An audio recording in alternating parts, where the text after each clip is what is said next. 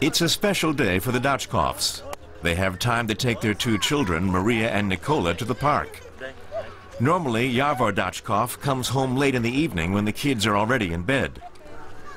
The journalist juggles 3 jobs at once, the only way, he says, to make ends meet in Sofia nowadays.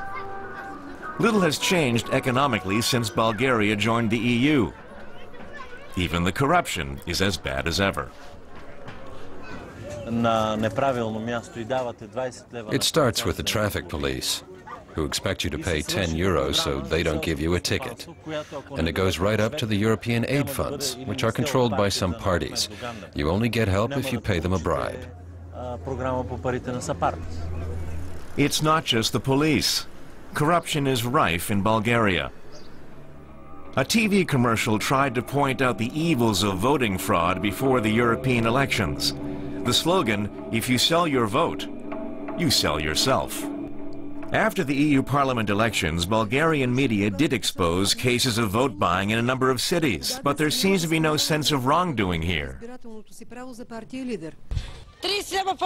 We were told if we put our name on one candidate's list, we would get paid later. These two muscle-bound men make Bulgaria's anti-corruption battle seem like a farce. Plamen Gayev and Angel Christov are two convicted underworld bosses who control business and politics in their hometown, Duprica. Both have recently been given court permission to leave prison after registering to stand in July's parliamentary elections. They will enjoy immunity from prosecution for the duration of the election campaign and will continue to do so if elected. It's not a trick. We really want to do something good for our city. Ask the people here if they're satisfied with our work. Another politician with a dubious reputation is leading the polls. Sofia's mayor, Boyko Borisov, is a former bodyguard. His right-wing populist party has the support of around 25% of those canvassed. The EU Commission has now pushed the emergency button and sent inspectors to the Bulgarian ministries.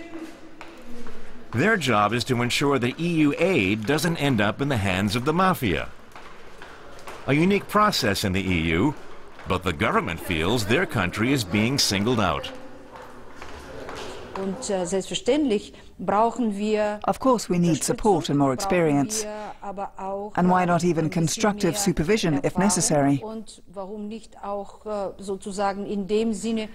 But now they've somehow found a scapegoat in Bulgaria, and everything is blamed on us. That's unfair.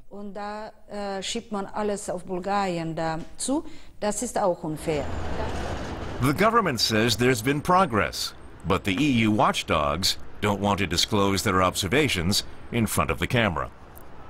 Many Bulgarians can now no longer bear to listen to their politicians' reassurances. The country is not only suffering from the lack of reforms, it's also reeling under the global financial crisis. Asya Ilyeva runs a small bus service. She was really looking forward to the time when Bulgarians would no longer need a visa to travel in Europe.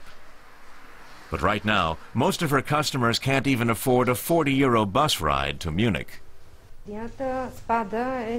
Our business has dropped by about 30%. I expect it'll get even worse in the coming months. Who can take a bus ride when the government can't even finish building the highways? And the Dachkovs don't believe the poor administration and nepotism in their country will end soon, no matter which party wins the elections. Most people still don't declare the majority of their income. According to official income statistics, we should be starving by now. A pensioner gets 150 euros a month. That's just about enough to pay utility bills. Bulgaria joined the European Union 2.5 years ago, but so far, little has changed.